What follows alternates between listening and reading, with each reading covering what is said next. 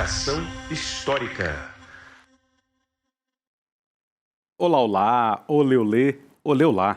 Está começando mais um Provocação Histórica, o primeiro Provocação Histórica de 2026. Esse ano que a gente imaginou, sei lá como que a gente imaginou, mas imaginou que ali no comecinho do ano, pelo menos, a gente teria algum tipo de paz ou um pouco de paz, mas veio guerra, veio sequestro do presidente da Venezuela e veio todas as bombas, ou vieram as bombas todas que assolam esse mundo. E o Provocação Histórica entra em 2026, na sua primeira, digamos assim, entrevista bacanuda, e tenta, ou continuará tentando, desvendar os grandes problemas históricos desse mundo. A essa altura vocês já sabem, eu sou o Lindené Pareto, estou aqui no 6º ano do Provocação Histórica com vocês, grande público do ICL, construindo juntos aqui aquilo que é a difusão do conhecimento histórico, não só passando, digamos assim, conhecimento daqui para aí, mas ouvindo vocês também, construindo com o público essa audiência qualificada de história. Vamos curtir, compartilhar e fazer viajar a palavra da história, até porque, senhoras e senhores, esse historiador aqui tem alegria durante esses últimos anos, e especificamente aqui no Provocação Histórica, de conversar. Eu penso assim, ele teria que vir pelo menos uma vez por mês para prosear e para colocar a bola no chão, mesmo que ele não jogue bola, mas para colocar as coisas como elas de fato são nesse mundo. Ele é escritor, best-seller de muitas dezenas de livros. Ele há 45 anos viaja a trabalho para a ilha de Cuba e conhece como poucas pessoas os dilemas da história de Cuba e da Revolução Cubana. Ele é frei dominicano, ele lutou contra a ditadura, ele escreve, ele é um poeta da luta política desse mundo. Então eu tenho a alegria de apresentar a vocês aqui mais uma vez, no palco do Provocação Histórica, ele, Carlos Alberto Libânio Cristo, que vocês conhecem como Frei Beto. Seja muito bem-vindo, meu caríssimo. Tudo bem. Belíssima camisa. Muito obrigado. E aí, meu caro? Uma alegria estar aqui, te agradeço o convite, agradeço ao ICL, mais uma vez poder falar com o nosso público aí, sobre as conjunturas, seja do Brasil, seja da América Latina, seja do mundo. Maravilha. Ô Frei, estava aqui conversando com você nos bastidores, E a gente, desde da bomba atômica, vive numa espécie de tempo do fim, Mas você me disse que não tem medo da morte porque a prisão te mostrou isso, porque você achava que ia morrer na prisão, Primeiro é bom esclarecer, Durante a ditadura militar, que durou 21 anos, eu estive preso 2 vezes. A primeira, logo à raiz do golpe militar, em 1964, junho de 64, eu participava do movimento estudantil, morava no Rio e fiquei 15 dias preso, fui torturado no CENIMAR, que é o Centro de Informações da Marinha, que existe até hoje. E a Marinha talvez seja das 3 armas a mais reacionária, a mais conservadora, tanto que apoiou o fracassado golpe armado aí pelo Bolsonaro. E depois eu fui preso novamente em 1969, fiquei 4 anos preso. E então eu acho muito importante manter viva, essa memória. E durante esses 4 anos, sendo que 2 anos eu fiquei junto a presos comuns, eu me preparei para morrer. Seja pela tortura, seja quando havia sequestros de embaixador.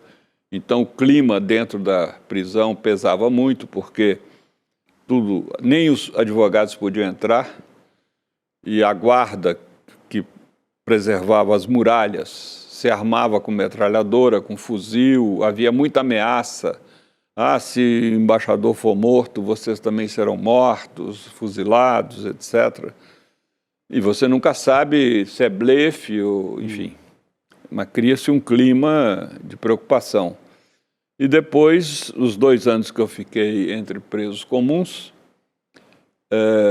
havia entre eles, como ainda hoje, muita estiletada, muita facada, muita briga.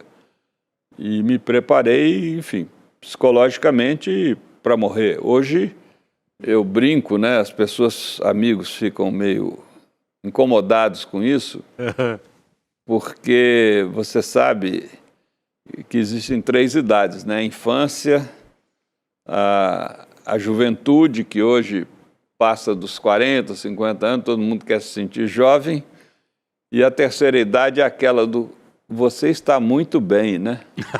Eu estou nessa terceira idade, você está muito bem.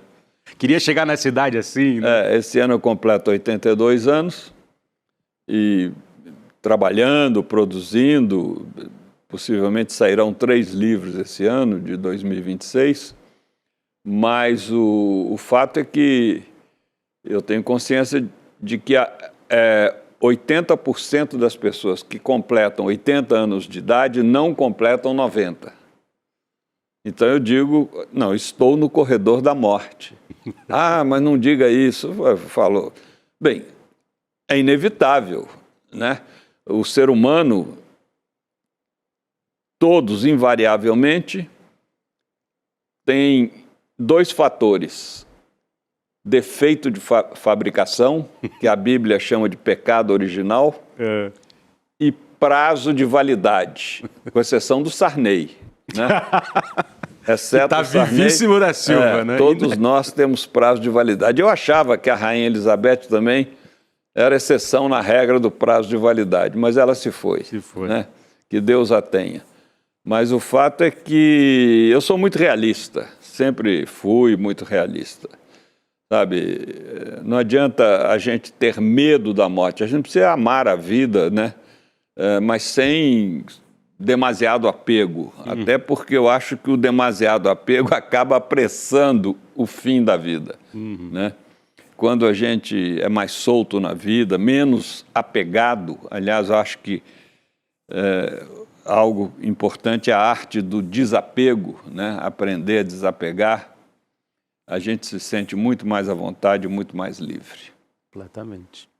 Aí, ó. Por isso que ele veio aqui para abrir a temporada 2026 do Provocação Histórica. Porque, na verdade, eu quero ouvi-lo aqui de perto. É como se eu estivesse pedindo aqui, vamos dizer assim, né, os conselhos para o nosso sábio Frei Beto. Carlos Alberto Libânio Cristo, que, como vocês sabem, há 45 anos, eu falei para ele, mais velho do que eu tenho 42. Há 45 anos vai a Cuba e conhece a realidade cubana como poucos senhores, senhoras, homens desse mundo, seres humanos desse mundo. E ele vai falar tudo para a gente aqui do que está pegando, do que interessa entender. Mas antes disso, Frei Beto, dia 3 de fevereiro eu acordei passadíssimo. Eu acordei minha namorada, minha companheira, assim, a gente estava lá em Santa Rita do Sapucaí, passando o fim do ano com a família. Aí eu falei, amor, o Trump sequestrou o Maduro. E fiquei 2 semanas passado, assim, tentando ouvir as análises, compreender, li seu texto, do Breno Altman, enfim. Quer dizer, a gente via a crescente da tensão, os americanos usando o seu poder bélico de décadas, né? Mas na medida em que vem, desde o final do século XIX, um poder secular, e vão lá e sequestram o cara na cara dura. Aí vem um monte de teoria da conspiração. Então, antes de entrar em Cuba, porque tinha ali 30 e tantos soldados cubanos, muita gente não sabe que Cuba sempre exportou soldados para defender governos revolucionários, né? Enfim, só que boa parte, inclusive, da esquerda passou um panão falando, tá, mas é o Maduro que se exploda. Então, fala um pouco do caso da Venezuela e por que tem conexão com o Brasil e, evidentemente, com Cuba. Bem, primeiro, realmente é muito, muito grave esse ato terrorista que o presidente Donald Trump dos Estados Unidos cometeu. E quase ninguém se queixa, quase ninguém protesta, né? Há uma certa cumplicidade, como se ele, como o xerife do mundo, tivesse imunidade e impunidade para fazer o que bem entende, o que dá na telha dele. Você não pode intervir num país independente e soberano. E o que ele fez foi mais do que isso. Foi uma intervenção militar para sequestrar, gostei muito na apresentação, você usou o verbo, geralmente a grande imprensa brasileira, a captura. Que captura? Foi sequestro. Sequestro. Você está lá no seu país, na sua residência, e alguém vai lá e te leva ao arrepio da lei, ao arrepio da sua família, etc. Os que foram mortos não foram soldados, foram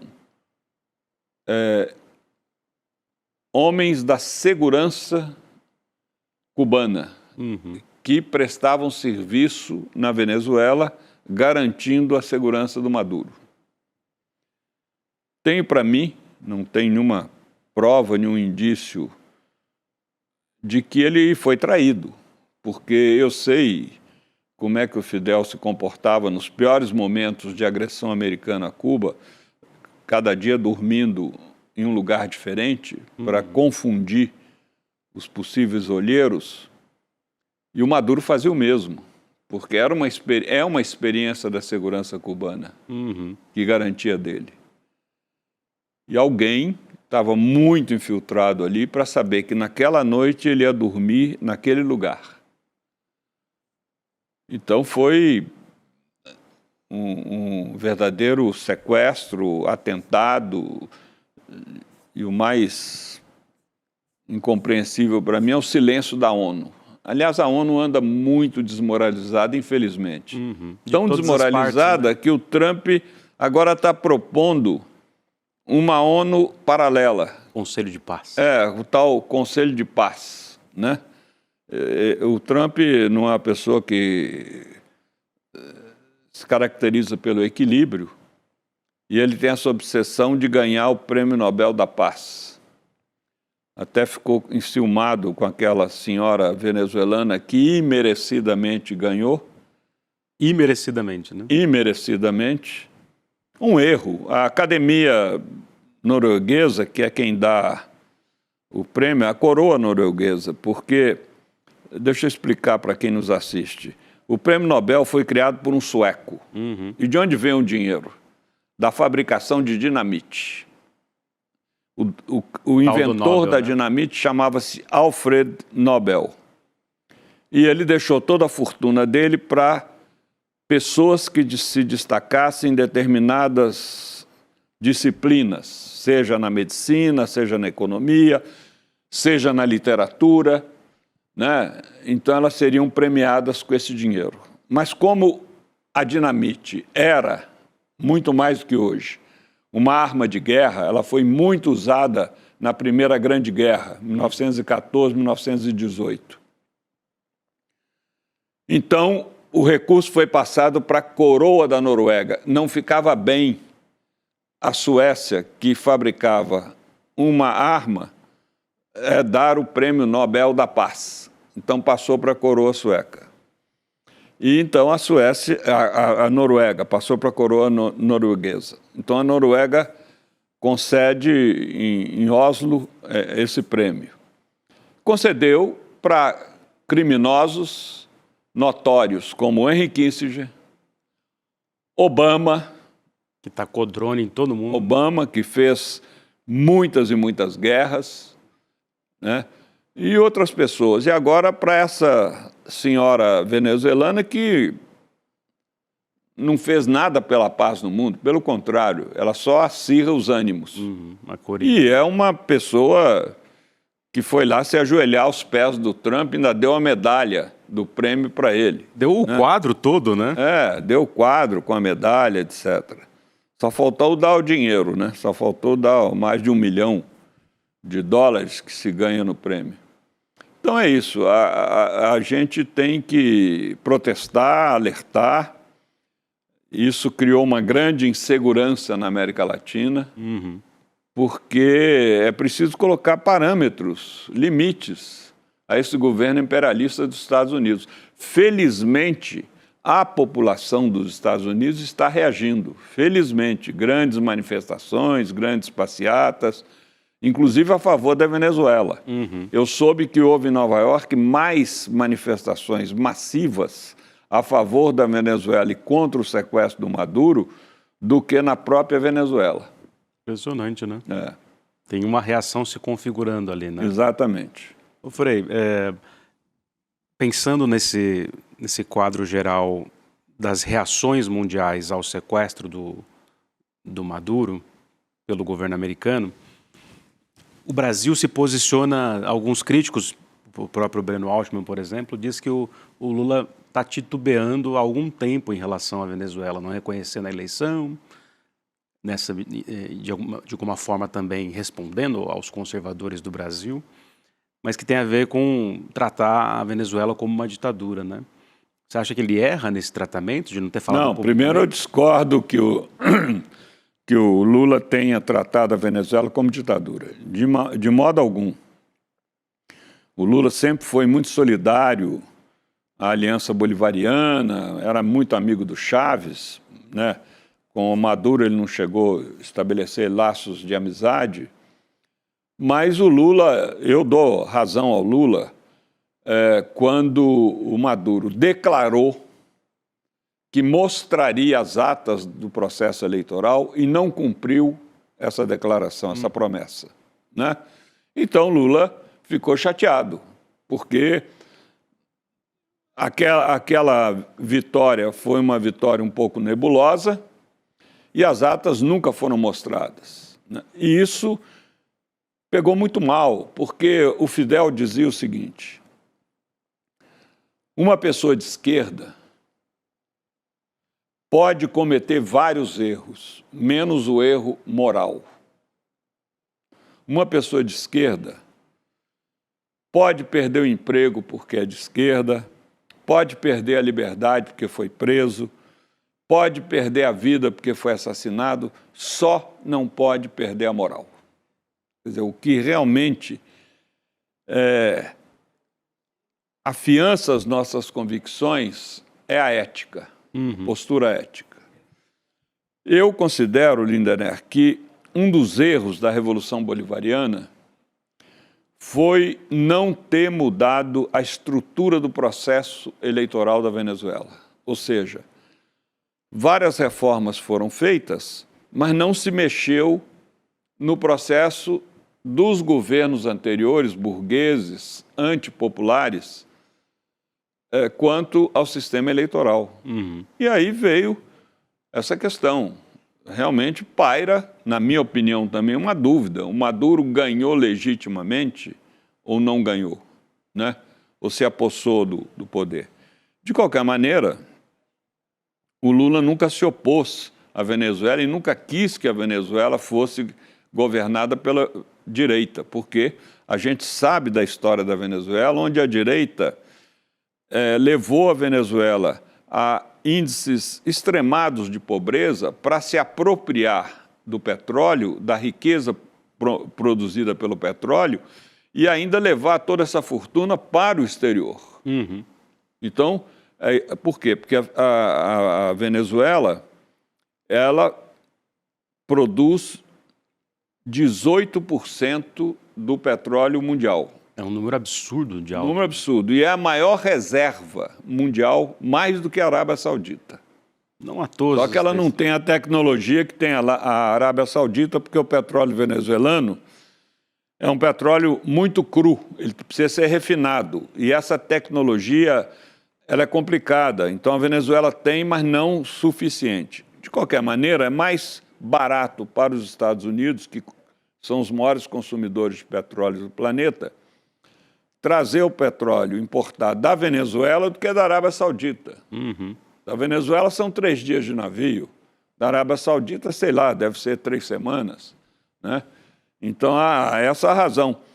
E, pelo menos, o Trump tem o mérito de não ter mentido no seu discurso após o sequestro do Maduro. Em nenhum momento ele falou a palavra democracia. Fiz isso para que a Venezuela se torne novamente democrática, né? Ou seja... Como os democratas faziam nos discursos anteriores. Não, ele falou, fui lá para me apropriar do petróleo. É isso que eu quero. Na cara dura, seja, né? Sou bandido mesmo, fui lá para roubar, fui lá para sequestrar. E todo mundo olhando, ouvindo aquilo, meio naturalizando essa aberração. Inacreditável. Os assessores dentro do Air Force One, né, no avião presidencial, não, é pelo petróleo mesmo.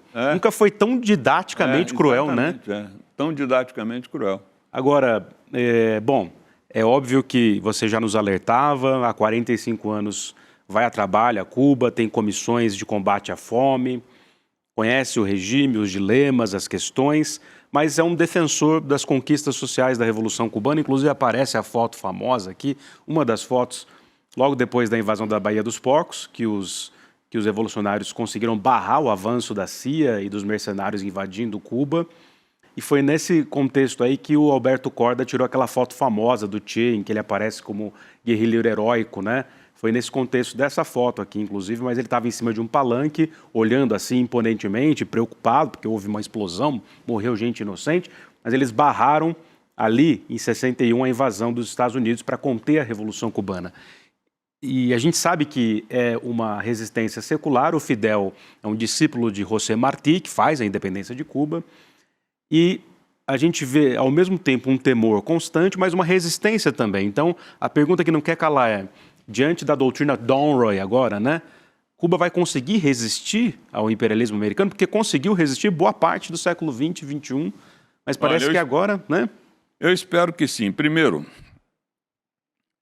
Cuba é o único país totalmente soberano e independente da América Latina e Caribe. O único que o FMI não pode colocar pata, o Banco Mundial não pode colocar pata, a União Europeia não pode colocar pata, ou seja, é um país inteiramente independente, inteiramente soberano. Segundo, é o único país da América Latina que constitucionalmente e estruturalmente assegura toda a sua população, que hoje está em 8,5 milhões de habitantes, os 3 direitos humanos fundamentais gratuitamente, pela ordem: alimentação, saúde e educação. Isso mesmo em tempos de crise. Mesmo em tempo de crise. Porém, agora, esses 3 fatores estão sendo muito afetados. Por que muito afetados? Porque Cuba não foi beneficiada pela natureza, como o Brasil foi, com correntes de água. Até brinco dizendo que quem foi a Cuba e contou que tomou um banho de cachoeira pecou porque mentiu. Mentiu feio. Porque não tem cachoeira, não tem, então, nenhuma condição de fazer uma hidroelétrica. Toda a energia cubana é movida a petróleo. Só que Cuba produz apenas 40% do que necessita de petróleo. Cuba necessita 100 mil barris de petróleo diários e só produz 40 mil. Então tem que importar 60 mil. Importar da onde? Aí entra o problema do bloqueio imposto pelos Estados Unidos. Olha aqui, quem vender petróleo para Cuba, nós aqui nos Estados Unidos não compramos mais nada, nem deixamos seu navio aportar aqui. Então, os 3 principais fornecedores de petróleo para Cuba eram a Venezuela, a Rússia e o Irã. Uhum. A Venezuela agora sob intervenção americana, a Rússia em guerra, o Irã em guerra potencial. Aí o México entrou no circuito, porque o México, como o Brasil, tem muito petróleo. Mas agora o Trump, para apertar o bloqueio a Cuba, porque o Trump quer matar Cuba como uma pessoa sufocada, sufoca a outra.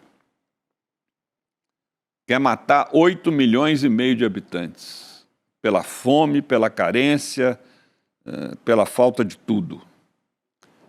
Então o Trump falou: quem vender petróleo para Cuba, eu aumento as tarifas. A própria Cláudia ontem deu uma declaração dizendo que, infelizmente, ela não vai poder mais vender petróleo a Cuba. Por coincidência, hoje, nesse dia que nós estamos gravando essa entrevista, eu soube que um navio, tanque, com quase 400 mil toneladas de petróleo, chegou a Cuba ontem. Até perguntei para amigos em Havana Qual é a procedência? Eles não disseram. Possivelmente um navio do Uzbequistão, um país qualquer lá do Oriente, com petróleo vindo da Rússia, suponho, estou supondo. E que o governo americano sabe que a Rússia está por trás. Então não toca. Por que não toca? Porque o Trump é um bichinho de estimação nas mãos do Putin. É mesmo? Nunca você vai encontrar, pode pesquisar na inteligência artificial, nunca você vai encontrar uma crítica do Trump ao Putin. Não tem, né? Não tem. Tem até a teoria de que o Putin tem documentos... Exatamente. Né? E tem documentos muito comprometedores sobre o Trump. Do tipo dos Epstein da vida, né? Exatamente. Então ele, né, possivelmente seja por aí. Mas de qualquer maneira, em 67 anos de revolução, Cuba está enfrentando o seu pior momento. Pior que o período especial dos anos 90? Muito pior, muito pior. Caramba. Porque não há energia. Então, você tem produtos na sua geladeira que se perdem porque a geladeira passou a noite apagada. Tem apagão.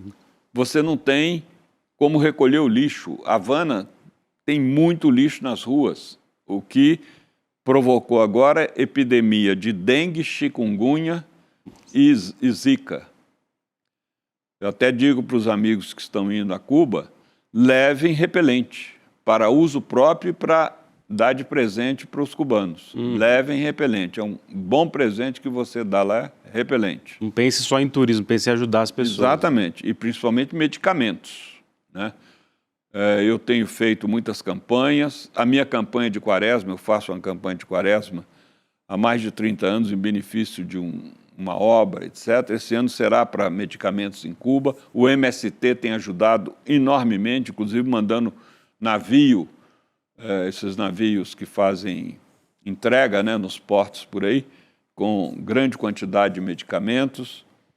E, então, enfim, é importante ajudar. Agora, tudo isso é um pingo d'água no oceano, porque a questão é como resolver estruturalmente o problema da energia de Cuba. E eu não tenho ideia como isso será resolvido. Tenho certeza que os cubanos não vão se dobrar diante das exigências do Trump. Penso que o Trump não vai invadir Cuba.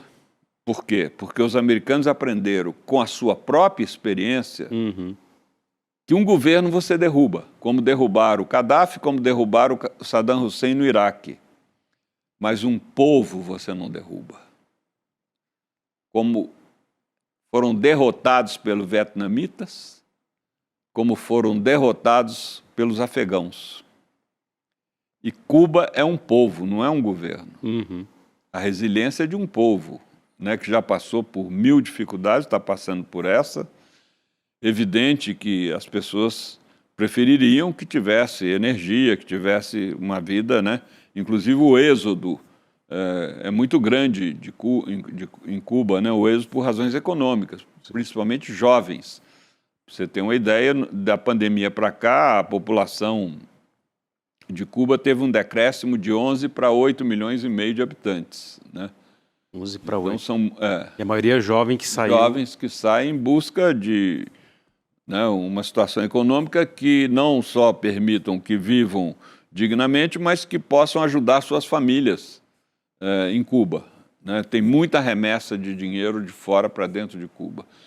Muitos cubanos, exilados cubanos, não por razões políticas, por razões econômicas mesmo, ou de vínculos que sempre existiram entre Estados Unidos e Cuba, porque a distância entre Miami e Havana é a mesma do Rio para São Paulo, ou do Rio para Belo Horizonte, ou de Belo Horizonte para São Paulo, é a mesma muito distância. Perto, né? 40 minutos de voo, de avião, você chega no outro país. Então é muito importante essa solidariedade hoje com os cubanos, por tudo que eles significam para a nossa esperança de um outro mundo possível, um mundo independente, um mundo, né, onde você tem esses 3 direitos humanos fundamentais, alimentação, saúde, educação, estruturalmente garantidos e como dever do Estado e não como mercadoria. Né? Aqui no Brasil nós temos a maravilha do SUS, mas não é suficiente para atender o tamanho e a gravidade da nossa população. Mas, de qualquer forma, foi uma grande conquista. Mas não temos ainda um sistema educacional bastante robusto para garantir muito mais ensino gratuito de qualidade. Acabamos de ver aí, por exemplo, o problema dessas faculdades de medicina que estão proliferando como, né, uma praga, mera né? caixinha, mera caça-níquel, né? Sem nenhuma infraestrutura para Empresas que ganham médicos, uma grana brutal, Exatamente. mensalidade de 15 mil, 10 mil. Aquela estrutura família medicina brasileira que é uma estrutura horrível de coerção, de assédio, né? E muitos médicos querem estar nas grandes cidades, né? Eu acho que a pena que o governo não importou de novo os médicos cubanos que iam para as regiões mais difíceis, mais pobres, mais remotas do país, atender a população e atender com muita competência, porque Cuba é um país que tem superávit de médicos. Tanto que durante a pandemia eles exportaram médicos até para a Itália. Os médicos italianos não eram suficientes para atender a população, então importaram de Cuba. E devo dizer que, com toda a pobreza de Cuba, toda a dificuldade, é o único país, sem ser os grandes ricos, que produziu 5 vacinas contra a Covid. 5 tipos de vacina. E eu tomei uma delas, porque na falta de seringas, eles criaram uma vacina nasal. Você tomou a nasal lá. A nasal, Caramba. Não, inacreditável. Eu fico pensando, né? Eu fui uma única vez a Cuba em 2013. E, inclusive, quando eu fiz 30 anos. Eu e alguns amigos historiadores, né? A gente fez história lá na FFLeste, vamos ver qual é que é, jovens, né? Qual é que é a Revolução Cubana e tal. Aí fomos. E aí vimos, evidentemente, tudo que você está narrando, só que em 2013 nem estava tão grave assim, né? Porque tinha muitos outdoors, Chávez é nosso amigo, que tinha toda a cooperação Venezuela chavista com Cuba, ainda com o Fidel velhinho, com o Castro, com o Raul Castro no poder, o Fidel ainda estava vivo, né? Morreu só em 16, não foi? Foi. E aí o que impressionou foi isso, né? De fato, não tinha criança na rua, o acesso à saúde impressionante. Eles tinham uma caderneta, a gente ficou hospedado numa habitação da dona Maria Vitória, que era uma dentista, e que tirava uma grana extra com turistas que ficavam hospedados na casa dela. E ela morava perto do Capitólio de Havana, né, que é uma réplica do Capitólio dos Estados Unidos, sintomaticamente, né? E aí, o que me impressionou foi que, entrando em Havana, depois do aeroporto, eu estudo História da Arquitetura, é aquela arquitetura que congelou no tempo e, por conta do embargo, parecia uma cena de guerra. Então, tinha uma parte em ruínas, né? Depois você vai acostumando, você vê que à noite é escuro, mas é seguro. Então, a gente andava lá sem medo de assalto. Agora, eu lhe pergunto, mesmo os jovens, a gente sabe que tem uma outra questão ali. Eu lembro de muitos jovens falando, vocês conseguem comprar um carro lá no Brasil? Eu olhava e falava assim, mais ou menos, quem é operário no Brasil consegue parcelar um carro a perder de vista. E hoje em dia nem mais, né? Hoje em dia não, porque um carro popular custa 100 mil. Quem compra um carro popular tendo um salário de fome no Brasil? Ninguém. Não tem como. Ou é um carro velho, né? Ou você não compra. Aí eles ficam iludidos com a falsa abundância do consumo capitalista, né? Então, a minha sensação, não sei se você tem essa, você tem 45 anos de emoções, inclusive junto com o Fidel, mas era de uma outra temporalidade, ficava suspenso não num tempo do socialismo que a gente via na Guerra Fria, e nem no tempo do capital, não só pelas lojas, mas por não estar envolto na mortalha da falsa abundância do capitalismo. É verdade. Não é? É verdade. Então, até as tecnologias mudam o seu modo de agir no mundo, né? É verdade. Era outro planeta na América Latina. Cuba era outro planeta. Agora não, por causa da internet, né? As redes digitais Integram, né? fizeram com que a mitologia capitalista entrasse de maneira muito forte dentro de Cuba. E é impressionante o poder de sedução, né, que o capitalismo tem. Essa coisa de que as pessoas só têm valor não pelos valores subjetivos ou de atitudes, mas pelos bens que elas possuem. Né?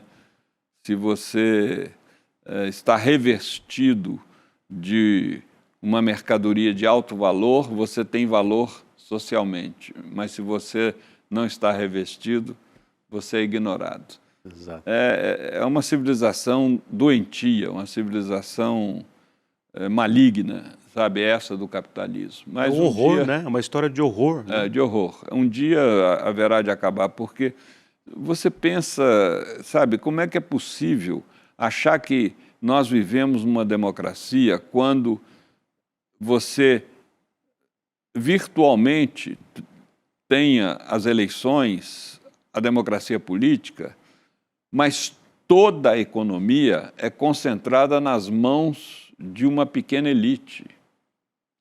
Então, que democracia é essa que não partilha os bens econômicos?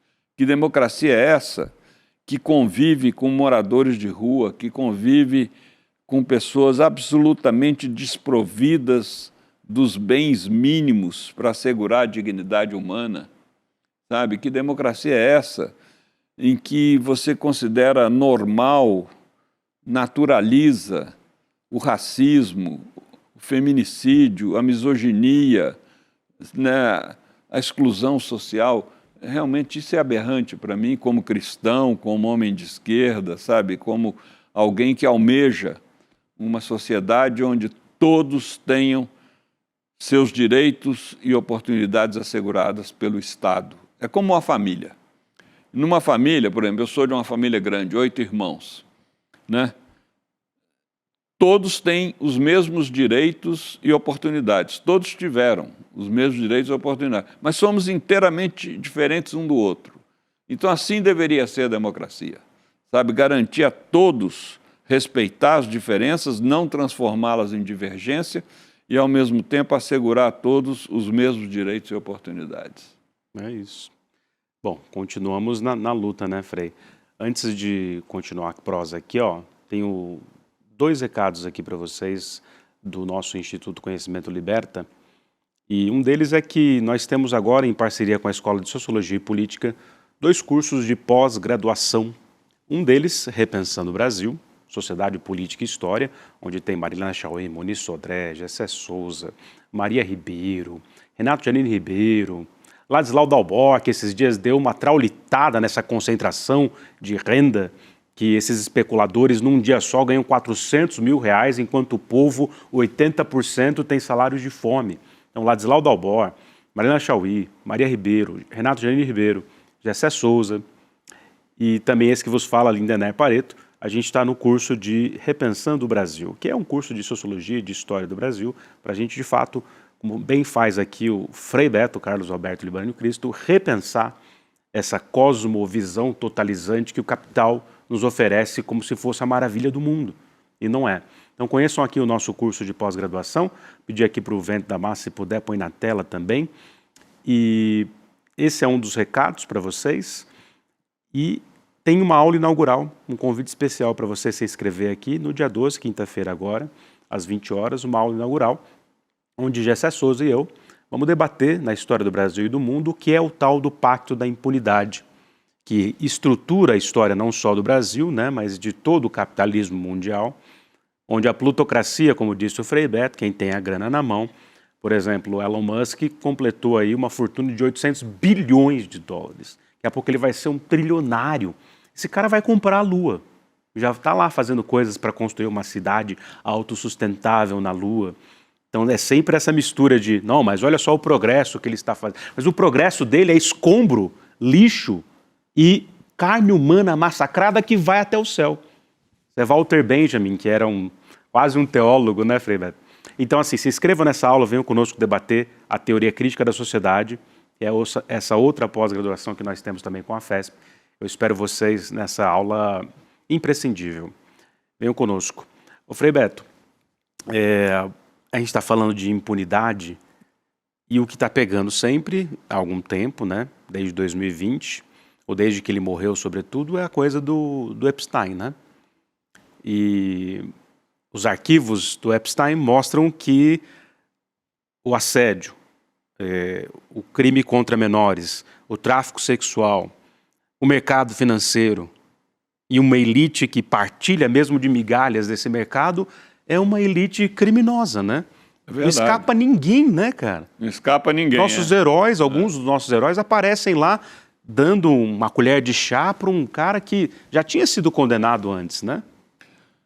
Esses gangsters do andar de cima, eles são muito inteligentes. Quando eles vão armando as suas falcatruas, isso aconteceu aqui no Brasil, né? Nós estamos vendo aí o caso de um banqueiro. Do Banco Master. Ele vai se cercando de pessoas importantes. É aquela teoria da jabuticaba.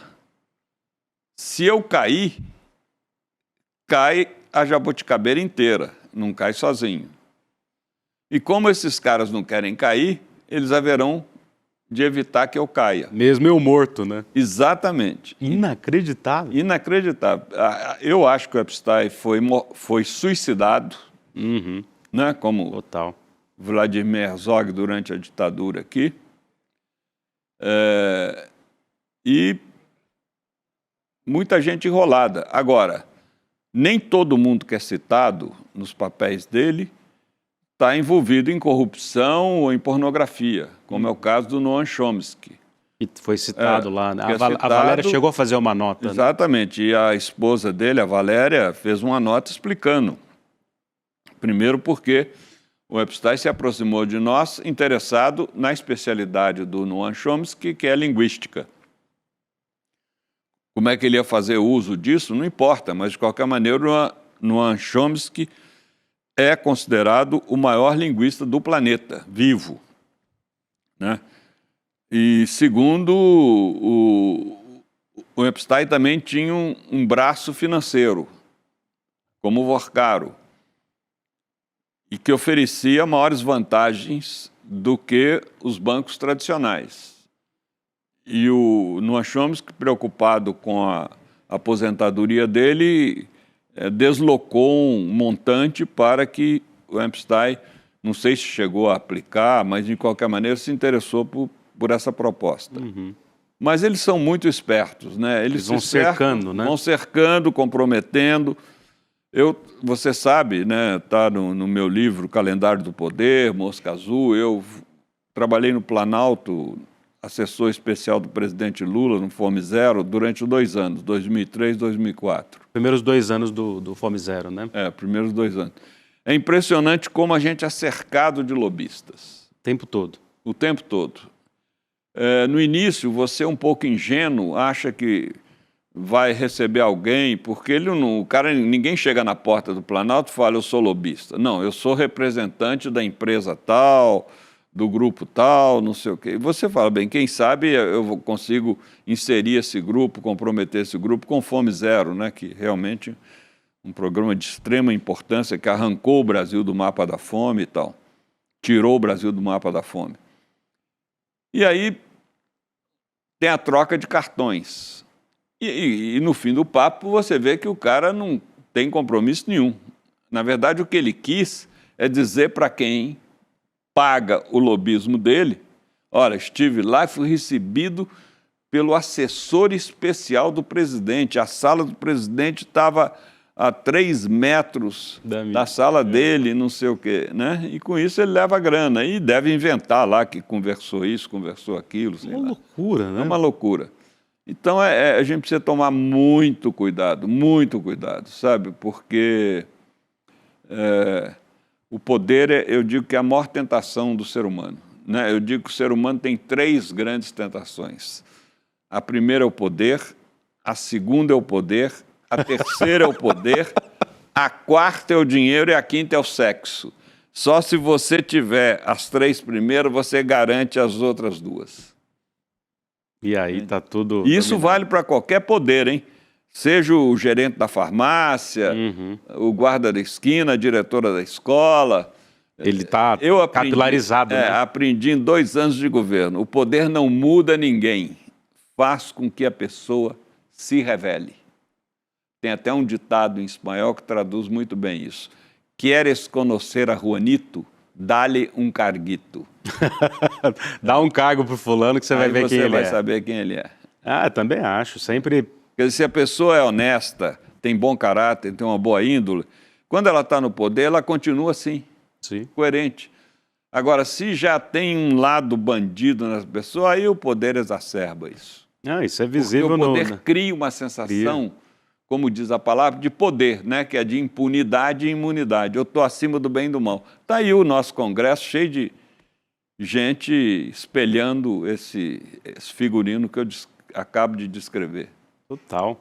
Isso tem tudo a ver com a banalidade do mal da Hannah Arendt, né? Você fazer as coisas ali numa certa... Exatamente. Uma certa lógica de, não, só estava obedecendo ordens. Exatamente. Mas não, né? Que relações de poder você tinha, até como você bem disse, no poder mais trivial do cotidiano. Isso vale para o trabalho, para a família, para tudo, Qualquer né? lugar, qualquer lugar. Isso é inacreditável. Por isso que eu acho que todo gestor tinha que, na verdade, entrar na gestão, não porque ele quer, mas porque, por algum motivo, a coisa veio para ele automaticamente, sabe? O Leonardo Boff tem uma expressão muito boa, né? Ele diz que determinados seres humanos querem se fazer deuses, sem se dar conta que Deus se fez homem, né? Exatamente, é o contrário. É o contrário, fez o caminho contrário. Frei Beto, Carlos Alberto Libânio Cristo, estamos aqui na reta final desse primeiro Provocação Histórica do ano, e em grande estilo aqui, elegantérrimo, mais sóbrio do que nunca, não é? Como ele diz aqui, a despeito de estar no corredor da morte. Sóbrio eu sempre fui, né? Não sou de beber, então... Né? Porque...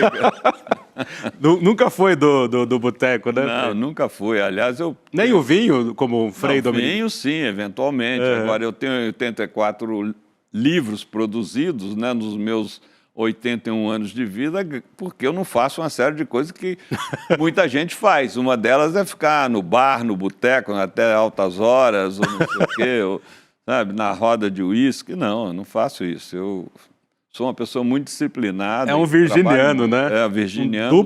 Duplo, exatamente. Eu estava vendo, para acabar aqui, a última questão,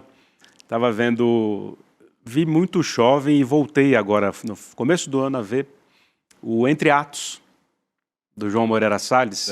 E aí, porque jovem, não lembrava, mas aí você lá com o Luiz Inácio, no apartamento dele em São Bernardo, esperando ali o resultado das eleições. Você ficou com a família ali o tempo todo, né?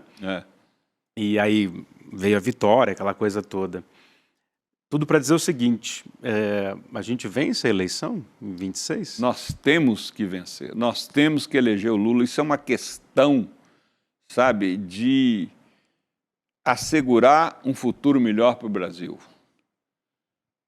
Nós não podemos deixar que esse projeto desse governo que está do lado do povo brasileiro, como diz o jargão da República, seja interrompido. Esse projeto não pode ser interrompido. Então é fundamental não só reeleger o Lula, como é fundamental renovar radicalmente a Câmara dos Deputados e o Senado.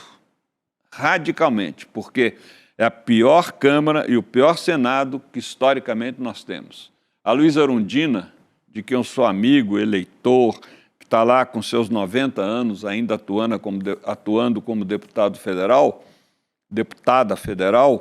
ela diz: Beto, você não imagina, aquilo ali parece um antro de bebuns se gabando quem é mais rico, quem é mais esperto, quem é mais bandido que o outro.